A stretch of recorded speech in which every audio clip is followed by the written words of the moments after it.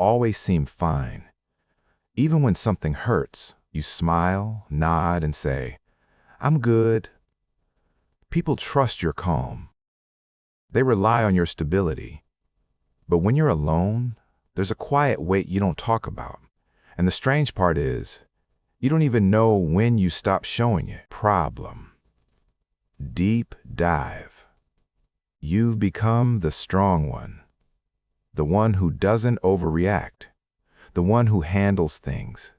In conversations, you listen more than you speak.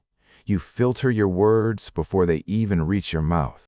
You think, does this matter enough to say? Will this make things complicated? Is it worth the reaction?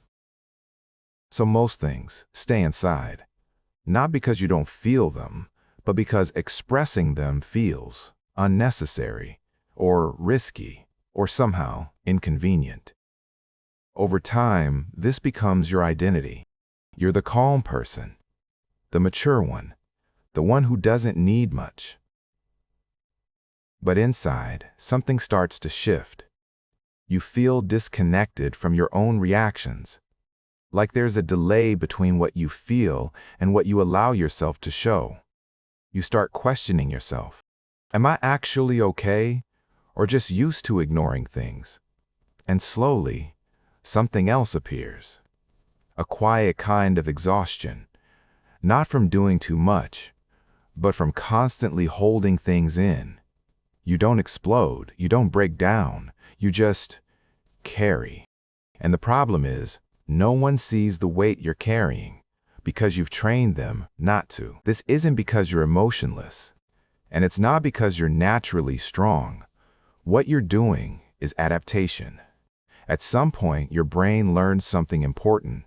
It's safer to stay composed than to be fully expressed. Maybe growing up, emotional reactions weren't welcomed. Maybe vulnerability led to misunderstanding. Maybe being easy made life smoother. So your brain adapted. It didn't remove your emotions. It just filtered them. You didn't become someone who doesn't feel. You became someone who manages feeling. And from the outside, that looks like being fine. But internally, it's something else entirely. Psychological mechanism. Your brain has a system for evaluating emotional safety. It's not just about physical danger. It also tracks social risk, rejection, conflict, judgment. When you sense even a small chance of these, your brain activates regulation. This involves areas like the prefrontal cortex, which helps you control and suppress emotional responses. Over time, this suppression becomes automatic. Think of it like a dimmer switch. Instead of turning emotions off, your brain lowers their visible intensity, not because they're small, but because showing them feels unsafe. Now here's where it gets interesting. There's a concept in psychology called emotional inhibition. It means you experience emotions internally, but restrict their external expression. And when this becomes habitual, your brain starts prioritizing stability over authenticity. A simple mental model. Imagine your mind as a house. Emotions are guests knocking on the door. Instead of letting them in, you speak to them through the door. You acknowledge them, you understand them, but you rarely invite them inside. This keeps everything quiet, controlled, but also distant. Over time, this distance creates a gap between what you feel and what you allow yourself to live through. And that gap is where the exhaustion comes from, because holding the door all day takes energy. Practical framework. This isn't about suddenly becoming expressive or emotional. It's about slowly reducing the gap, so your internal world and external life start to align again. Here's how that begins. 1.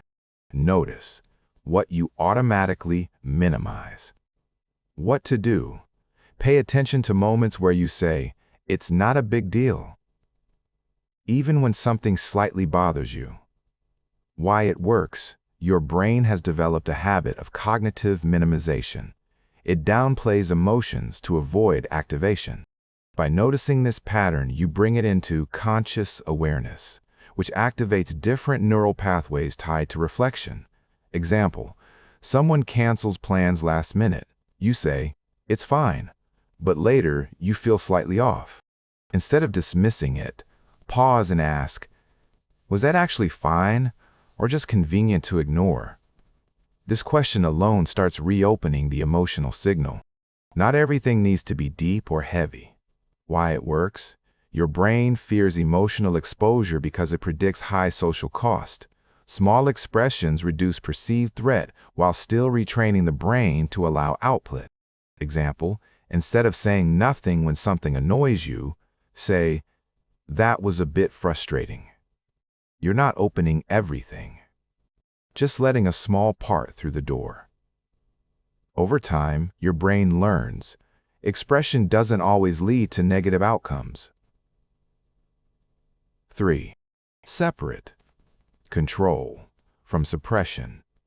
What to do? Ask yourself in the moment, am I choosing to stay calm or am I avoiding something? Why it works: there's a difference between regulation and suppression. Regulation is conscious. Suppression is automatic. By questioning it, you shift from autopilot to intentional behavior.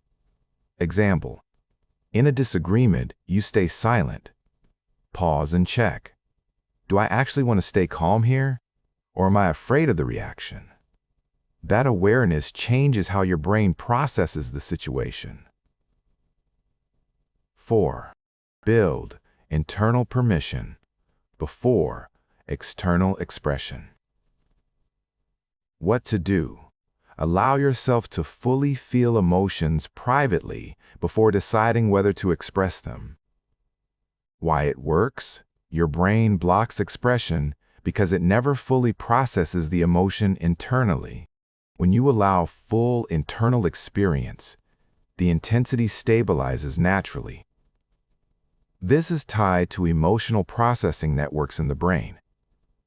Example: instead of instantly moving on from a stressful moment, sit with it. Name it. That actually stressed me out.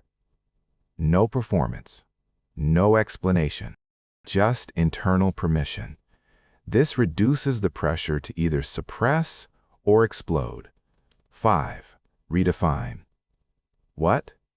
Strong means what to do. Update your internal definition of strength. Strength is not constant composure, it's flexibility. Why it works: your identity shapes your behavior. If your brain equates strength with emotional silence, it will keep enforcing suppression.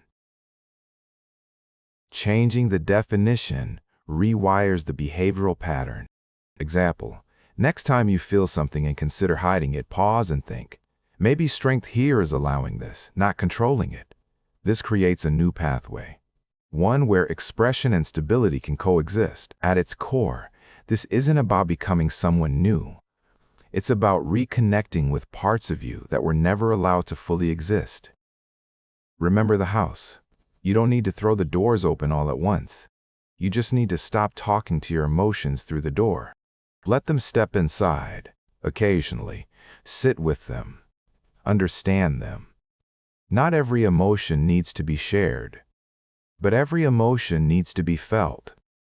Because when you constantly appear fine, you slowly lose access to what's real.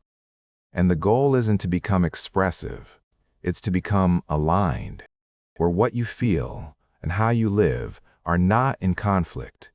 You don't have to prove your strength by how little you show, and you don't have to carry everything just because you've gotten used to it. Being fine was never meant to be your identity. It was just a strategy. And strategies can change. So maybe the question isn't, how do I stop feeling this way? Maybe it's, what have I not allowed myself to feel? Because somewhere beneath that calm surface, there's a more honest version of you, still waiting, not to be fixed, just to be let in.